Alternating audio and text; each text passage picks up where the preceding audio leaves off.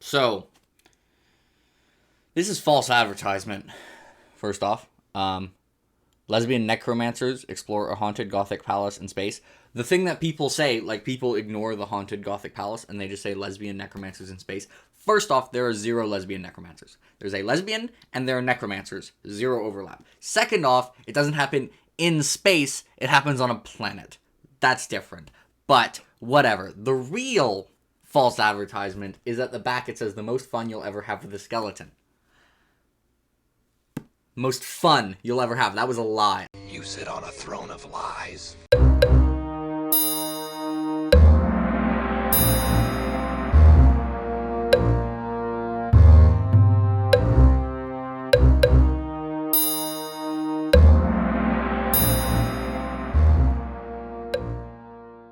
Okay, so Gideon the Ninth. Story of a necromancer and Gideon, who's like a slave to the Ninth, which is a planet. Yeah. And, stuff happens. I'm not summarizing this book. So, one thing I would like to preface about this book is, unlike some other books that I've read and given really low ratings, I think I give this 1 star on Goodreads for preface. It would be a 1.5 if Goodreads did half star. But still, I think Tamsin Muir is probably a better writer than any other author that I've given 1 star to. I don't actually think she's a terrible writer. I just hated her book. So, like, yeah, some people are gonna like her book, but why didn't I hate it? So, the first thing is there was basically only one thing I moderately liked, and even it I thought kind of jumped the shark at the end, and it was the relationship between Gideon and Harrow. All of the moments I moderately enjoyed were between Gideon and Harrow, but this book introduces quite a few side characters. I guess it'd be like 18, and this is just really annoyed me. It constantly switched between referring to like their title and the name. It feels like it's written with the expectation that you check the dramatis personae every other page, and I just didn't like the book enough to do it. I checked it a couple times when I was just like, okay, I need to remember who this person is. But please don't do that. Like, even Malazan doesn't do that. Which, like, Malazan is famous for not helping you, but Erickson writes it in a way where it's like, yeah, you might not know who a person is sometimes when you hear the name, and you can check the dramatis personae, but, like, the story still works, even if you kind of forget who there is. This was, like, it is basically a requirement to consistently check the dramatis personae. Maybe that's why, maybe this would be a bad book to read on ebook for that reason. I wonder. Anyways, I didn't. I don't like checking the dramatis personae. I didn't do it for Malazan, and I'm not doing it for here, damn it. And the other really weird thing about this book that is obviously a deliberate choice is there's a really weird mix of sometimes the writing is somewhat archaic, but then the dialogue is like ultra hyper modern. Like, it's the dialogue you'd expect to see on like TikTok. I don't even have TikTok, but I have stereotypes of what happens on TikTok, so I can guess. It's like stereotypical Gen Z dialogue mixed with somewhat archaic writing, which is entertaining apparently, but I just kept taking me out of the story.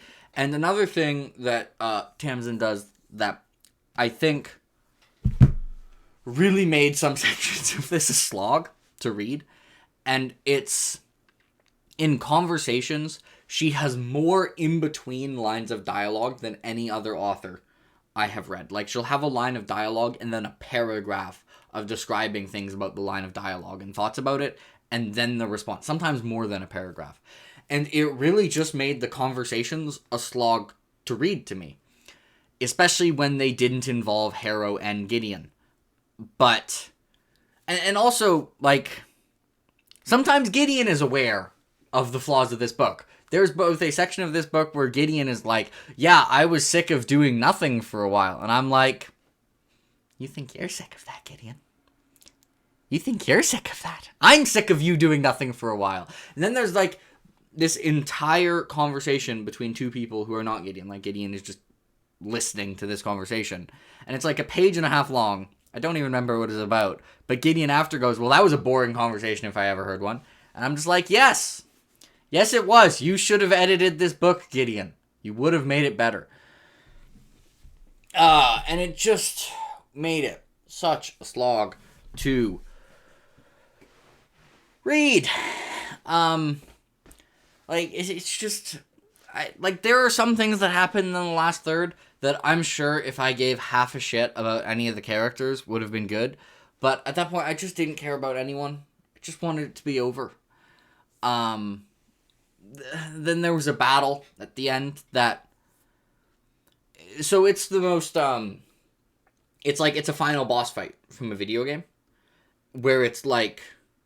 It's not an actual fight that a final boss fight would, like, adapt. But you know how in video games, like, the final boss fights are not, like, real fights? It's like there are individual, like, points on this, like, giant thing, and you have to destroy those points. It was like that. And I was just like, why?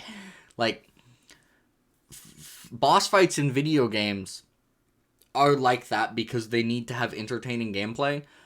Their boss fights in video games are almost universally actually, like, nonsensical if you actually, like, read out the entire boss fight in a book format. And I can tell you that's true because I just did that because I finished this book, like, 2 hours ago. And it's actually like reading the boss fight to a video game, but not the cutscenes, like the actual gameplay part. Stop it. Yeah, so... Like, I don't have as many actual, like, specific problems with this book as I do with some other books I've disliked. Like, say, Best Served Cold. Like, I just didn't enjoy reading 90% of it. Like, I would be reading it, and I had to make myself read the last page. It's like the mental state I'm in when I have to read, like, a textbook for school, where it's like, oh, well, I have to read this. I only read this, it was for a book club for university, which... Sorry, other people in the book club. I'll try not to be too negative about it when we talk about the book, but I didn't like it. I did not like it. I would have DNF'd it. Like, if I wasn't in a book club, I probably would have DNF'd it like 30%. Is the second half better? Probably. I still don't like the second half. The second half has some good stuff that I, like, moderately liked. Again, but... The thing is, even the Gideon and Harrow relationship, which I think is easily the strongest part of this book, even that kind of, I think, jumps the shark a little bit. Like, there are emotional character moments that, unfortunately, I just did not buy. I was just kind of like, what? So they just didn't land for me, basically at all. And... So the frustrating part of this book is, I keep saying, like, Harrow and Gideon's relationship is the strongest part, but so much of, like, the actual content isn't about those. Like, a lot of the pages of the books make up of Gideon, who's our protagonist, standing there, listening to people who I don't care about talk to each other about the details of how necromancy works. It's like... So this also, I like hard magic. I like both types of magic, but, you know, I love the hard magic stuff in Rhythm of War, for example. This had stuff that was similar to this, but about necromancy, where there are parts of it of just, like, figuring out how necromancy works.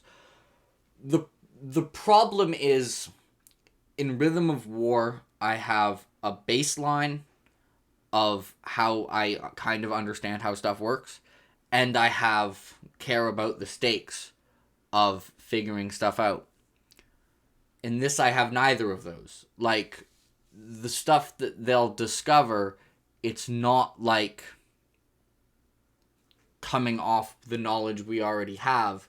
It's like trying to do what Brandon's did in Rhythm of War, where you're trying to figure out, people are trying to figure out details of how the magic works, except with a soft magic system. And at times, like, they'll just, like, yeah, this is how this works. And I'm just like, I have no way of ever figuring that out. Like, that's just, like, you just decided to make it up and be like, this is a rule now.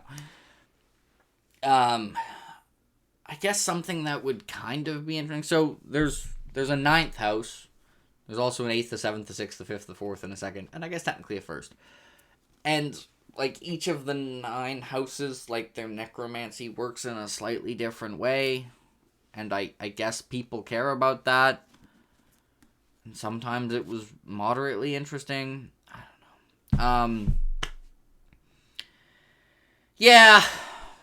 So this was my somewhat depressed that I spent time reading this book thoughts of Gideon the Ninth. I will, of course, not be continuing the series. I will not be reading Harrow the Ninth. Cover's actually good, though. I would say, like, I think I generally don't read that much based on premise. Like, if someone says a book is good that I trust, even if the premise doesn't sound that interesting to me, like, I'll still read it. This is a book that I would recommend you read based on premise. Even though this is actually, like, technically a lie in a lot of ways. If someone tells you lesbian necromancers explore a haunted gothic palace in space, don't expect that to actually be accurate technically, but if that vibe sounds fun to you, then read it. If that doesn't sound like something that would interest you, don't read it, would be my recommendation. I was even like, I didn't hear that and go like, oh, that sounds terrible, but it was low on my TBR. I wouldn't have read this book based on the premise. Like, if I picked this up in a store and no one had heard about it, I wouldn't read the premise and go like, that's a sick premise. The same way I would with like Empire of Silence, where I read, which is by Rockio, first book in Sun Eater, where I read the back of that and I'm like, that sounds sick. Let's go. And I think if that premise sounds fantastic to you, you might enjoy it. I, however, did not. Bye.